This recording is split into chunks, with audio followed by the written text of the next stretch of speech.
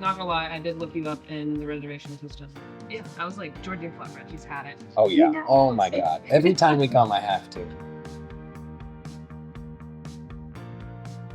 We're here with Abby at Blue Atlas in Fulton Hill. And for people who don't know who you are or what Blue Atlas is, who are you and what is Blue Atlas? Yeah, my name's Abby. Surprise. But I'm the GM over here at Blue Atlas. We're a restaurant and market located in Fulton Hill. What initially drew you to Blue Atlas and what drives you to come in every day? So Blue Atlas, as far as like my journey to get here, was a matter of like timing. But I was previously working in corporate kitchen environment for quite a few years, but I found myself working through the pandemic, and I really just needed a change of pace. I had a couple employees at the time that were working with me, and they were both within a couple weeks of each other, like, hey, I'm gonna go work at Blue Atlas. It rarely happens that going from corporate, more than one employee is gonna go to the same place, but one of them looked me like dead in the eyes, and they were like, you would like it. And I was like, okay, I guess I'll go check it out. Yeah, worth it. So yeah, I called my partner and I was like, hey, you wanna do something crazy? Because I was working like 5:30, 6 a.m. every day.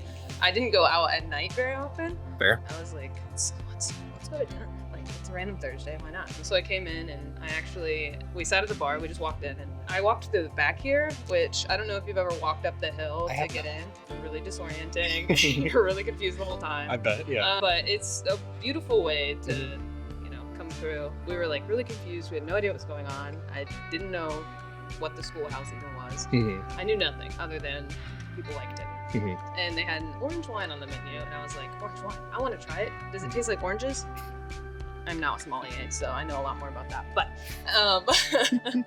I had a conversation with the bar manager, Derek. We had an awesome conversation. I was probably here for like 2 hours. I don't like to think about maybe how annoying I was sitting here forever, but probably true. He gave me his card and he was like, hey, just if we're always hiring great people, like come on in sometime. I texted my resume to Rachel like once a week for weeks. And Rachel's our owner. I am sure that was also incredibly annoying. But eventually I got the interview, which was awesome. They brought me on at the time as an assistant manager, and I was in that position probably for like 6 months. And then a matter of happenstance, I was promoted to GM later on that year. Yeah, it was really just after that initial conversation with Derek, I was like, this is somewhere I'm going to be for a long time. Yeah. We walked outside. The sunset was amazing. Definitely one of the highlights of the job is sunset every single morning. Yeah. Yeah, you get a clear shot of it. Yeah, it's so cool. But yeah, I knew it's where I wanted to go.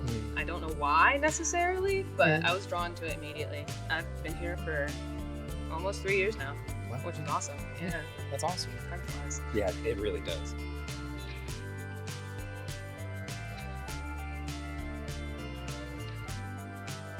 How would you describe Blue Atlas to someone who's never been even beyond the menu? It's a beautiful place to escape. I would say if you're looking for a place for time to stand still and to just enjoy like a beautiful dinner in a spot that's not quite the city, come in. It's super warm and inviting. The historical building really adds to that like kind of like unique quality, Oh, yeah. You're in an old schoolhouse. We have people who went to school here that come in still, which is amazing. That's really cool. I celebrated a teacher's like 50th anniversary of teaching one time. That was really cool. It was their retirement. Yeah. That would be a long time to teach. Yeah. Shout out. The restaurant is located in an old schoolhouse. How does the space shape the energy of this place, and how does it influence your approach to menus? As far as like menu approach, I wouldn't say that we really navigate like collaboration there. The environment is definitely like, it's almost speakeasy-esque, Am I supposed to be here? Like, what's going on? Yeah. The atmosphere and just the general vibe, I think, is just really cozy. If you sit outside when it's not a 95-degree day, it's absolutely spectacular view. You really can have whatever experience you choose to have, whether you want just like a couple drinks and maybe an appetizer and head on out, like, awesome. But if you want like a full dinner experience too, with like, 3-course meal, wine pairings, all that kind of jazz, like we offer that too. Yeah. So it really just depends, like how much of a special treat do you want, The building itself, I think, is just like kind of timeless. Yeah. It is classic. Yeah.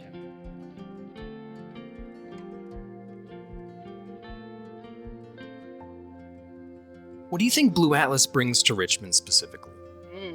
I think I mean, it definitely, we bring a lot of hospitality. Mm-hmm. We try to bring as much of like a family forward approach to it as possible. Like when guests come in, we want them to feel like they're, you know, walking into a family member's house that's super fancy and awesome. Oh yeah. But yeah, I think as far as like what it brings to the city, it's a lot of charm. Mm-hmm. Yeah.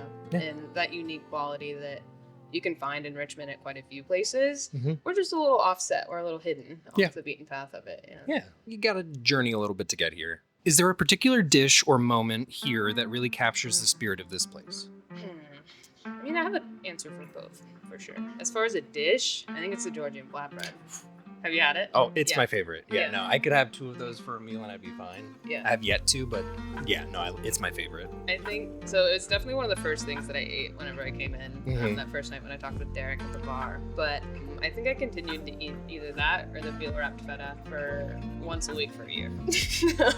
Fair, totally I would fair. even have them like give it to me uncooked, and I would like take it to my dad a couple hours away when I would visit him, just to make it for him too. Like it's one of those things that it's just so delectable. I mean, it's a handmade dough, so it really like has a lot of like love put into it there. And who doesn't love cheese and bread? I mean, yeah, and then the egg yolk is just super. No, It's it's a little saucy. I love a saucy little treat. Why not? That's perfect.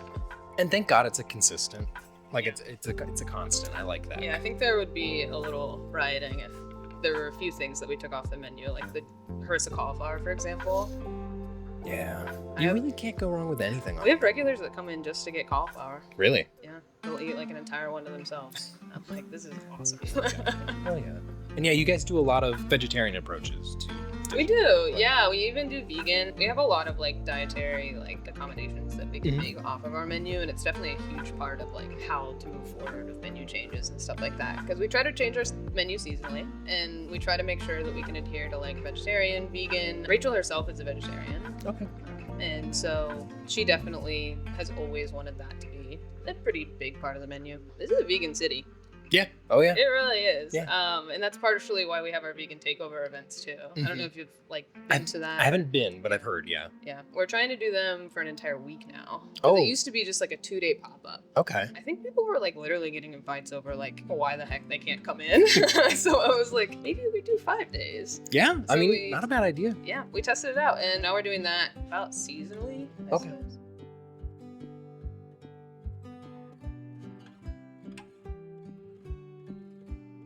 Has being in Richmond influenced the way you think about hospitality or community differently than in past roles that you've had? Yeah, definitely. When I first started in back of house. Okay. First job was at a Hardee's. The antithesis of hospitality. I'm not gonna lie. I'll be honest, I don't think I've ever actually been to Hardee's. That's okay. I will say their biscuits slap. Do they? But that is, I'm from the Midwest. I don't own any rights to biscuit opinion. When I first started, like, I learned how to serve in soup kitchens back home, and you know, like, super like community focused, Yeah. right? I was in the kitchen for like 7 years, I suppose. I just missed connecting with people so much. And when I started to go into front of house, I noticed that everybody in Richmond is really freaking nice. Super nice. Super nice. Yeah. I was like, what is going on here? Mhm. And our regulars started to remember my name. And I was like, hold on. Like, what is going on here? Mm. It's a two-way street, you know? Yeah. Like, our regulars want to know us, and we want to get to know them a little better. Mhm. I mean, that goes for people who aren't regulars as well. I will disclaimer. Anybody that walks in, I'm like, what are you guys up to? Mhm. What are you doing? Yeah. But I definitely have been able to shift like my initial interest in my community focused like leadership and stuff like that into a more like formal setting, which has been very interesting to go from soup kitchens to upscale dining. Fair. Yeah. Very big shift. It's been awesome. Yeah. I've met so many cool people. We celebrated somebody's 100th birthday a few weeks ago. That's sick. 100. That's sick. It's unbelievable. That's nuts. It That's is absolutely very insane. long. Yeah, that's definitely like something that me and my team were never gonna forget. Shout out Patty, love her. Shout out, Patty. But yeah, it's just, I mean, it's insane the amount of special occasions that people want to celebrate with us. Yeah. You know, I think a lot of it is that we want to celebrate with them. Mhm. You know, No, I definitely feel that here. What's something working at Blue Atlas has taught you about yourself? I really give a shit. Yeah. Surprise. Surprise. Yeah. I do. I care a lot. I care a lot about everything, really. It's definitely going to be people focused. I think my people care a lot, you know? For anybody to work somewhere 5 days a week or even, you know, 1 day a week. Mhm. Work literally anywhere, anytime. They just want to be somewhere that is inviting and is comfortable. And I mean, for our guests to be able to feel comfortable and excited to be here, it starts from the top, like management has to, breed that within the crew and everything. And I think we're all on the same page, and that helps a lot, Yeah, makes a big difference. Yeah, we've been countless weddings. I can't even, I've lost track at this point. And if you add in like celebrations and stuff, I mean, we probably have like 8 birthdays just today for dinner, which is insane. But we try not to miss a single one of them. Yeah. It's just, I don't know. We have a lot of fun with celebrating and breeding that community within ourselves first in order to be able to show up for everybody else that comes in the door. Yeah.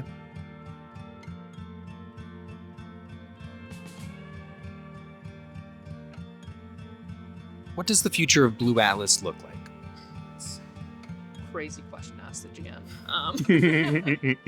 It's hard to know. Like I said, we're just 4 little guys doing it. I know that moving forward, we're going to continue trying to get as many vegan takeover events as possible in. We are always going to lead with like hospitality and service. We're constantly bringing in like a mix of internationally inspired dishes, which I don't know if I mentioned that's what we do. We're an internationally inspired upscale casual restaurant. But yeah, we're always trying to figure out like, how can we bring more of that internationally inspired influence into the restaurant? How can we make it fun and exciting, but also worth the money?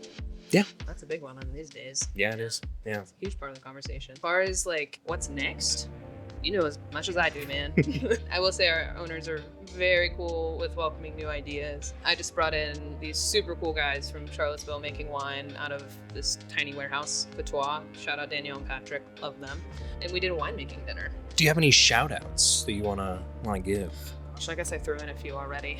Other than just like the folks out there really trying to like make actual change that I wildly respect. Cobra Burger, Adam over there, he's very vocal about what he's doing. He's a pal of ours. We did a pop-up with him for New Year's. Did you come to that? I did, yeah. That was our first time at Blue Atlas. Did you get the 40-ounce ribeye by chance? No, we talked ourselves out of it. We saw someone walk by with it and we were like, we can't. It was just the 2 of us. Every time I served one, I had to take a breath and not laugh as I served it. Yeah. I mean, it's just a hysterical amount of food. It's a comical amount of meat. As far as like other local shout outs, I gotta shout out my favorite bar, the Jasper. I love them over there. Yeah, I love the Jasper. Their bar manager, Brittany, she's amazing. I don't understand how she has the energy she does, but you can just feel it. Like the rest of her team, it's so contagious. But it's also right next door to my house, so convenient. Very convenient. Yeah. That's awesome. Yeah, I mean, I could probably write like a 20-person list for sure. Oh yeah, I will say though, I did try the tuna eggs over 8.5 pounds. Oh, I have yet to. Do it. Yeah? It was pretty good. All right. It was awesome. All right. I hate to perpetuate them having to make 1 billion of those eggs, but it's worth it. can I have some eggs, please? Let's stop there. Yeah. Let's stop there. That's fine. Yeah. That's a respectable list. Well, thank you so much, Abby. I appreciate it. Thank you so much for giving me your time.